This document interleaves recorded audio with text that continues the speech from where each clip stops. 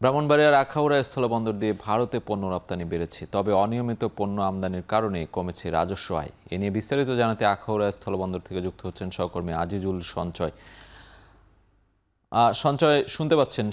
আপনি যে বন্দরে আছেন, স্থলবন্দরের কথা বলছিলাম আমরা, সেখানে আমদানি রপ্তানির কি অবস্থা, সার্বিক পরিস্থিতি কেমন দেখছেন জানাবেন।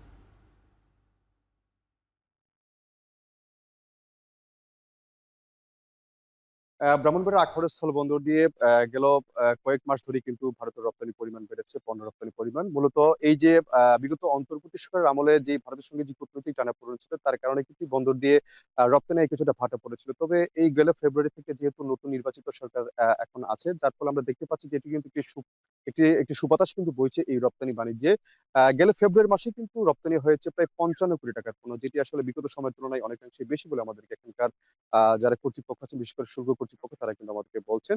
এবং আমরা কথা বলেছিলাম ব্যবসায়ীদের সঙ্গে, তারা বলছেন যে এই মুহূর্তে ভারতে হিমায়িত মাছ, পাথর, সিমেন্ট সহ বেশ কিছু পণ্য আছে যেগুলোর চাহিদা বেশি, এবং এসব পণ্য কিন্তু তারা এখন বেশি রপ্তানি করছেন। তবে তারা যেটি বলছেন যে গেল বছরের মে মাসে, অর্থাৎ যে এই দেশের স্থলবন্দর গুলো দিয়ে যে 6 ধরনের পণ্য ভারত আসলে আমদানিতে নিষেধাজ্ঞা দিয়েছিল, সেই পণ্যগুলো কিন্তু তার বেশিরভাগ আসলে এই আক্রয় স্থল বন্দর দিয়ে কিন্তু নিয়মিত রপ্তানি হচ্ছে। এগুলো যেন আবার পুনরায় রপ্তানি করতে পারে, সে বিষয়টি কিন্তু তারা বলছেন। এবং তারা বলছেন যে এই বন্দর দিয়ে যদি আবার বন্ধ হয়ে যাওয়া প্লাস্টিক, পিভিসি সামগ্রী, কাঠের ফার্নিচার এবং প্রক্রিয়াজাত খাবার যদি আবার এই বন্দর দিয়ে ভারতে রপ্তানি করা যায়, সেক্ষেত্রে কিন্তু রপ্তানি আয়টি আরো প্রায় অর্ধেকের মতো বেড়ে যাবে বলে এখানকার ব্যবসায়ীরা আমাদেরকে বলছেন। এবং আমরা এখানকার আমদানি রপ্তানিকারক অ্যাসোসিয়েশনের নেতৃবৃন্দের সঙ্গে কথা বলেছি। তারা বলছেন যে তারা এখন যেহেতু হাতে গোনা কয়েকটি পণ্য তারা ভারতে রপ্তানি করছেন, তারা চেষ্টা করছেন যে আরো নতুন নতুন পণ্য যেন ভারতে রপ্তানি করে এই বন্দরের বা দেশের জন্য রপ্তানি আয়টি যেন বৃদ্ধি করে দেয়, সেটি নিয়ে তারা কিন্তু কাজ করছেন। তবে তারা একটি কথা বলছেন যে বন্দর দিয়ে যেহেতু আসলে সব ধরনের পণ্য আমদানি অনুমতি নেই, যার ফলে এখান দিয়ে তারা অনিয়মিত আমদানি করছেন পণ্য।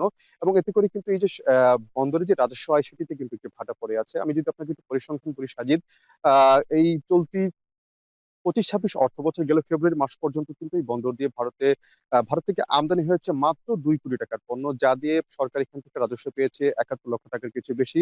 এটি আসলে অনেকাংশই কম বলে এখানকার কাস্টমস কর্তৃপক্ষ বলছেন। তবে তারা বলছেন যে ব্যবসায়ীরা যেন সব ধরনের পণ্য আমদানি করতে পারে, সেটি নিয়ে তারা জাতীয় রাজস্ব বোর্ডের সঙ্গে তারা আলোচনা করছেন। এটি নিয়ে হয়তো খুব সহজে একটি সিদ্ধান্ত আসবে, এবং এটি যদি হয়ে যায়, সেক্ষেত্রে কিন্তু এই বন্দর দিয়ে রপ্তানি পরিমাণ আরো অনেকাংশই কিন্তু বেড়ে যাবে। এছাড়া যে 6টি পণ্য আসলে নিষেধাজ্ঞার মধ্যে রয়েছে, সেগুলো যদি আবার পুনরায় রপ্তানি শুরু করে যায়, সেক্ষেত্রে কিন্তু রপ্তানি অনেকাংশেই বাড়বে।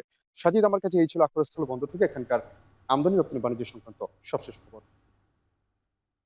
ব্রাহ্মণবাড়িয়ার আখাউড়া স্থলবন্দর থেকে যুক্ত ছিলেন সহকর্মী আজিজুল সঞ্চয়।